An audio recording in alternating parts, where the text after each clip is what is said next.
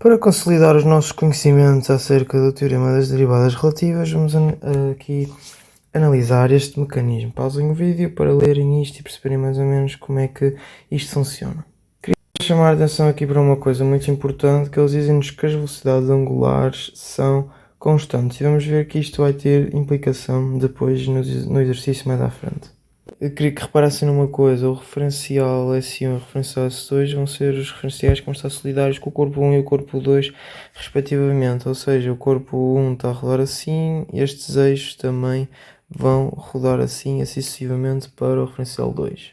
Então eu quero terminar neste primeiro caso a velocidade absoluta do corpo A com um vetor expresso em S0. Então eu vou aplicar o teorema das derivadas relativas, sei que vou ter que derivar um vetor posição ao A. Repara que o meu observador está no referencial 0, então eu escolhi o ponto O, que vai ser, por exemplo, a origem do sistema referencial fixo, e fica assim desta maneira. Aplicando o teorema das derivadas relativas, se este aqui é o primeiro número, este aqui é o segundo, sabemos que este ômega, como eu já expliquei em vídeos anteriores, é nulo, ou seja, esta parte aqui não interessa, ficamos então aqui só com esta derivada. Então, eu vou definir o vetor OA em S2, que é mais fácil. Como vemos, vai ser simplesmente R aqui na componente Z2. Claro que nós podíamos definir diretamente, se soubéssemos, entre aspas, brincar bem com as projeções destes vetores, podíamos definir diretamente em S0, mas eu vou passar pelos diferentes referenciais através da matriz de transformação também para consolidar esse método. Então, eu vou definir o vetor OA em S2, que é mais fácil. Como vemos, vai ser simplesmente R aqui na componente Z2. Claro que nós podíamos definir diretamente, se soubéssemos, entre aspas, brincar bem com as projeções destes vetores, podíamos definir diretamente em S0, mas eu vou passar pelos diferentes referenciais através da matriz de transformação também para consolidar esse método.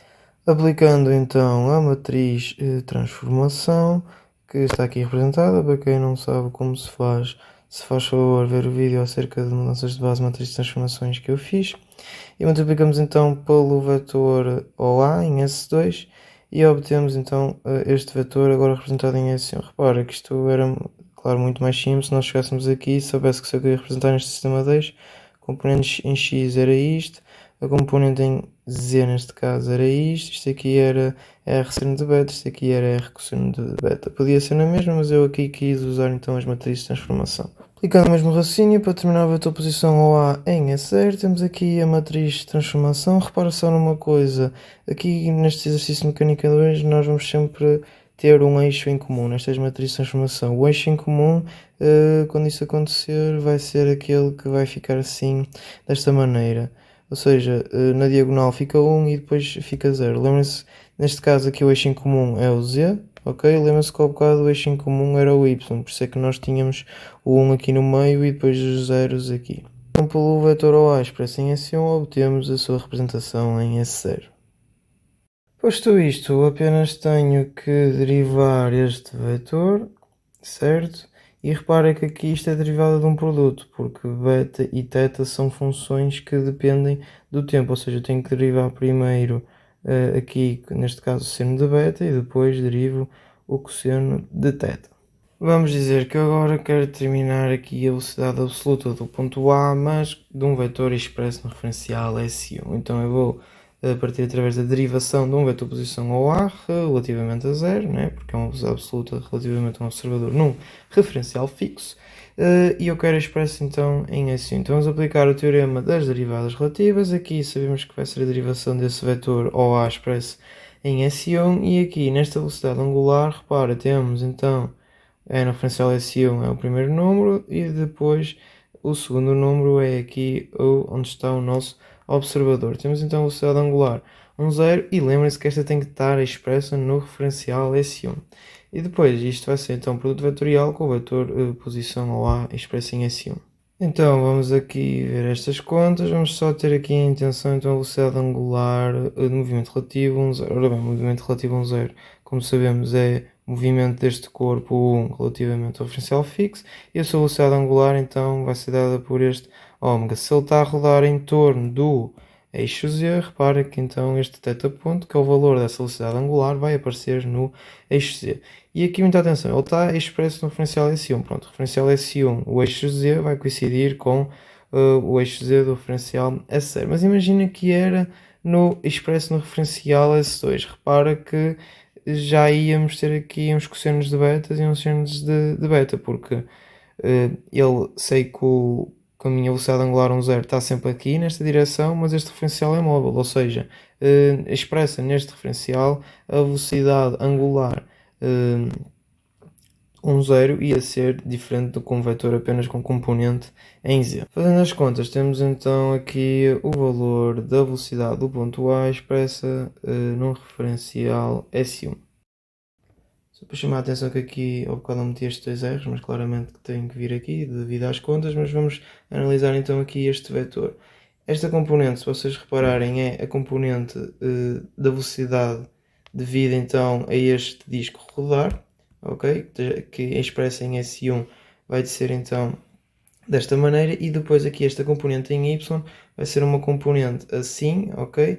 Porque repara que esta vai dever então à rotação deste corpo 1, ou seja, esta velocidade meio que tem duas componentes, uma devido à rotação deste corpo 1 e a outra devido então à rotação deste corpo 2. Eu acho que é sempre bom sabermos analisar então estes vetores para também ver se aquilo que nos deu faz sentido e está relacionado então com o mecanismo. Quero agora terminar a velocidade do ponto A no movimento relativo 2,1, ou seja, relativamente a 1, e quero que esta seja expressa em S2. Antes de eu me passar às contas, vamos então perceber mais ou menos como é que ficaria esse vetor. Se eu quero relativamente a 1, o meu referencial vai estar solidário com o referencial 1. Ou seja, se ele ao olhar para o ponto A, a única coisa que vai ver vai ser o mesmo a rodar assim, desta maneira. Ou seja, eu sei que vai ser um vetor desta maneira. Se eu quero expresso em S2, repara que este referencial vai acompanhar então esta rotação e este vetor apenas poderá ter então uma componente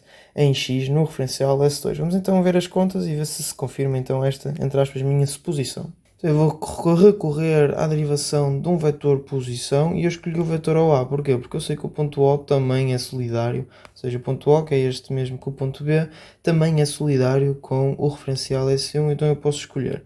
Já temos este vetor definido, que é este aqui. Pronto, e depois vamos aplicar o teorema das derivadas relativas.